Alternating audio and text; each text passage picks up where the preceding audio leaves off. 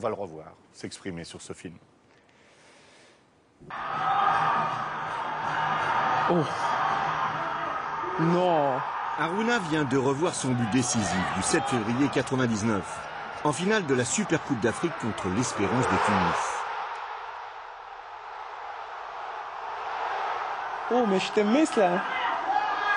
Ce but hyper technique couronnait 4 années de travail à l'Académie de Solbeni sous la direction du coach Jean-Marc Guillou. Quand j'étais jeune, j'avais pas imaginé que ça allait être comme ça, quoi, maintenant. Et je suis très content de revoir ce but-là. Et en plus, me revoir comme ça, ça fait quelque chose.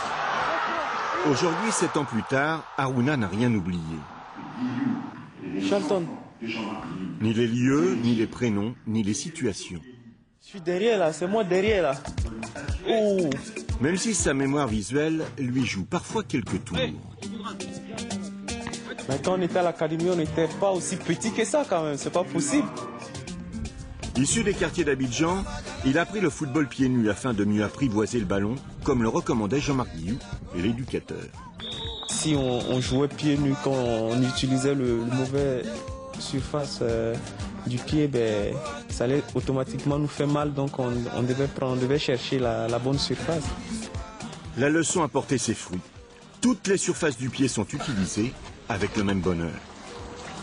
Le petit bonhomme a grandi et est devenu professionnel en Belgique où il a passé 5 saisons.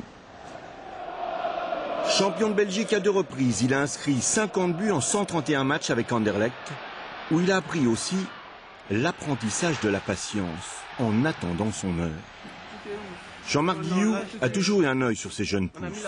Et dès qu'il le peut, il vient les encourager. On va manger? Ouais. Allez, c'est bien, t'as pas joué longtemps, mais c'est bien. Été 2005, Harouna arrive à Lens, inscrit 6 buts en 26 matchs. Mais un drame va le frapper. Il perd un enfant. L'une de ses jumelles, la petite Raïssa. Il découvre alors ce que signifie la chaleur du Nord. Ça m'a touché, j'ai été très surpris de tout ce que les supporters, je veux dire même les dirigeants du club, l'engouement, tout ce qu'il y a eu autour de ça, je ne m'attendais même pas à ça et j'ai été très surpris et ça, je peux vous dire que ça m'a touché. Et lié sans doute à jamais au Racing Club de Lens, où cette saison il explose. 7 buts en 10 journées.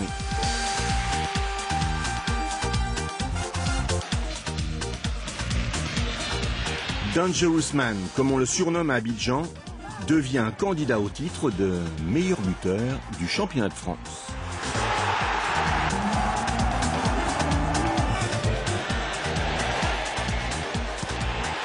À 26 ans, le 26 novembre prochain, il a su rajouter à l'efficacité la sagesse.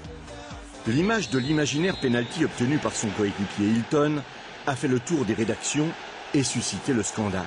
Mais l'explication de ce qui suivit, peu de gens l'ont entendu. Qu'a donc dit Franck Ribéry à Harouna avant qu'il ne tire le penalty? Il est venu me voir, il a dit que j'allais rater tout simplement le penalty. Donc il a essayé de me déstabiliser un petit peu comme ça, mais bon, moi j'étais tranquille parce que je ne m'étais pas concentré pour frapper le penalty. Et quand il a fini de parler, c'est là que je me suis concentré pour frapper le penalty. Et savez-vous ce qu'Harouna dit ensuite aux Marseillais? Eh bien, qu'il lui avait menti. Tel est Harouna Dindan, un petit gars d'Adjamé qui a conquis le Nord et dont la cote ne fait que grimper.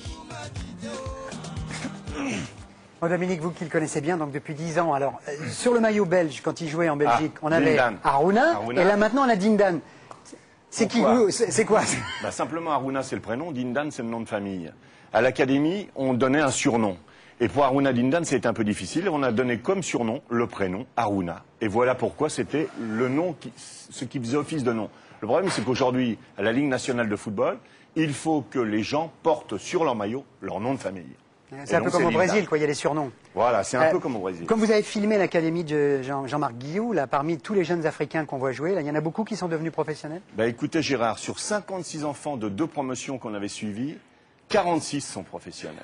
Et dans les plus grands clubs européens, Kolo Touré, Emmanuel Eboué, Arsenal, Boca, Stuttgart, Salomon Kalou à Chelsea, Yaya Touré, Romari, Chico, Baki, Harouna en France, et d'autres, même dans l'ex-Union soviétique. Ouais. Christian, vous le connaissiez?